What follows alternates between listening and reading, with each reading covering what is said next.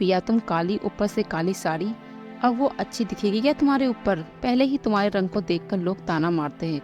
राहुल पिया को बोला, देखो ना राहुल, मैं बोलती तो कहती, ये सास बोलती रहती है हमेशा। ऐसा लगता है कि जैसे कौवे को काला टीका लगाया गया है। पति और सास का बोलना सुनकर जरा उदास हो गई। वो काली नहीं थी, कृष्णवर्णी या प्रिया नाक टेक्सचर से अच्छी थी, पर पति और सास कलर को लेकर प्रिया को हमेशा ताना मारते थे। क्या करेगा वो भी, वो गोरा और प्रिया कृष्णवर्णी, लोगों का क्या है, वो तो नाम रखते हैं। नाम रखने में पीएचडी हासिल की है। ब्लैक और वाइट जोड़ी बोलते हैं दोनों को। राहुल का मन वैसे साफ था। प्रिया को अगर कोई कलर को लेकर बोलता तो वो उसे जरा सा भी अच्छा नहीं लगता, इसलिए वो भी थोड़ा बहुत बोल देता था ताकि वह जिद ना करे। लेकिन जब वो बोलता था तो उसे उस बात का पछतावा होता था। उसकी माँ घर में हमेशा करवाहट रखती थी। आज भी वैसे ही हुआ जैसे घर में उत्सव का माहौल था। सुबह जब सास ने प्रिया से बात की तो वह थोड़ी घबराई हुई थी। उसका चेहरा भी शांत था।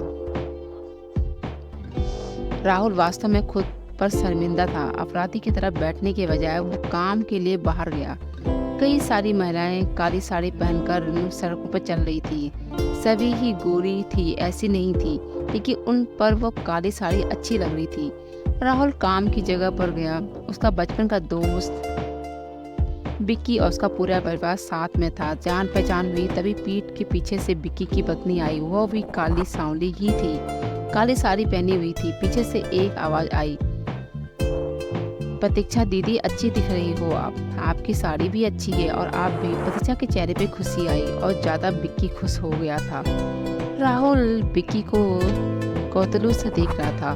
बिक्की ने वो देखा और जाना कि राहुल के सवालों का हल करना चाहता था। बिक्की ने राहुल को सीधे ही पूछ लिया, पूछो तुम्हारे मन में जो भी है, मैं तुम्हें उसका उत्तर देने के लिए तैयार हूँ। राहुल पहले ही हड़बड़ाया, फिर वो बोलने लगा, एक ही नहीं, ऐसा कुछ नहीं है। बिक्की ने राहुल से कहा, तुम मुझे नहीं जानते कि मैं लोगों के मन कितने अच्छे से पढ़ सकता हूँ। तुम तो मेरे बचपन के मित्र हो, तुम्हारे मन की बात भला मुझसे कैसे छुपी रह सकती है। बिक्की आगे बोला, चलो ठीक है, तुम्हारा सवाल भी मैं ही बता देता हूँ। तुम यही सोच रहे हो ना कि मेरी पत्नी जो रंग से काली है और आज उसकी काली साड़ी पहन रखी है, फिर भी वो और इतना खुश कैसे? राहुल सब कुछ शांति से सुन रहा था और कुछ भी बोल नहीं पा रहा था। बिक्की बोला, काला रंग ऐसा रंग है जिसकी दुनिया का कोई भी रंग मिला दे तो वो कभी भी बदलता नहीं, यानी कि किसी और रंग की संगत में वो अपना अस्तित्व नहीं छोड़ता। इसी प्रकार प्रतीक्षा भी दिल से एकदम उस कलर की जैसी है, कभी भी रंगीन ना होने वाली लड़की। वो अपने मर्जी से जिए, यही मुझे लगता है। मैं उसे खुश देखना चाहता हूँ। लोगों को क्या, वो तो बैठे बैठे ही भूला भरा बोलने लगते हैं। गोरी औरत रही तो छिपकली बोलते हैं और काली होती है तो चूहा, ये कौवा बोलते हैं। क्या क्या नहीं बोलते लोग। ताना मारते रहते हैं। वो हमेशा खुश रहना चाहिए, वही मैं अब कर रहा हूँ। वो सुबह मुझे बोली, मैं कैसी दिख रही हूँ, अच्छी लगी रही हूँ। ऐसे बोलने पर चेहरे पर वो चॉकलेट स्माइल देखकर मुझे सकारात्मक ऊर्जा मिली। घर के बाहर निकले तो सभी लोग बोलने लगे, अच्छी लग रही हो भाभी। हम दोनों ने अच्छे मन से ये बात सोची। कोई ना कोई ताना मारने के लिए बोला ही होगा ना, उसकी वजह से जीने की दिशा क्यों बदले। राहुल को उसके घर का सुबह का माहौल याद आया। वो खुद पर ही चिढ़ गया। उसे लगा वो सचमुच से गलत था। मैं ही प्रिया को दुख देता हूँ, उस वजह से सब उसे बोलते हैं। अब मुझे ही उसको भूल सुधार कर उससे माफ़ी मांगनी होगी। उसने हंसते हुए बिक्की को अलविदा कहा। अपना काम निपटा कर वो जब एक साड़ी की दुकान पर गया, रानी प्रिया के लिए अपने काले रंग की साड़ी ली और घर गया। घर जाने के बाद प्रिया शांत बैठी थी। उसने प्रिया की आवाज़ दी और साड़ी उसके हाथों में रख दी। प्रिया को जरा अलग ही लगा। उसने आश्चर्य नजरों से राहुल की तरफ देखा। उसने बॉक्स खोलकर देखा तो काले रंग की साड़ी थी। प्रिया ने, मैं लाया हूँ तुम्हारे लिए साड़ी, आज पहन के दिखाओ कैसी लगती हो। अच्छी लगी तो बदल देंगे साड़ी को। देखते देखते तो कैसी लगती हो तुम इस रंग में। प्रिया को जरा अच्छा लगा। चलो तैयार हो जाओ जल्दी से।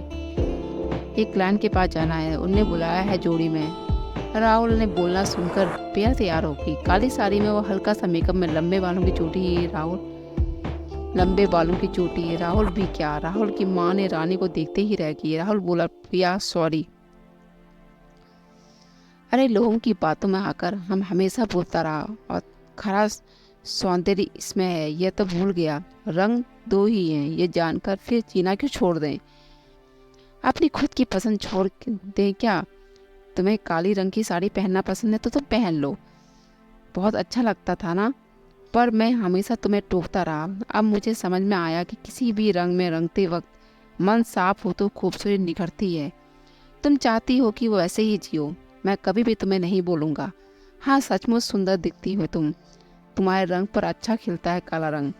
पिया के चेहरे पर लाली और बहुत ज़्यादा बढ़ गई और यह बात सुनकर शर्मा कर राहुल को बोली, क्या आप भी। राहुल ने प्रिया को मुस्कुराता हुआ चेहरा देख के उसके बदले हुए विचारों ने राहुल को खुश किया।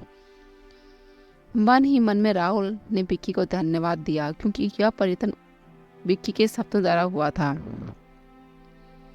खूबसूरत दिखने के लिए खूबसूरत दिखना जरूरी नहीं है, बल्कि खूबसूरत सोच होना जरूरी है। इंसान का रंग अगर मन सुंदर है तो उसमें इससे कोई फर्क नहीं पड़ता कि वो किस रंग का है। आपको ये कहानी कैसी लगी? अगर अच्छी लगी तो लाइक शेयर और सब्सक्राइब करना ना भूलें।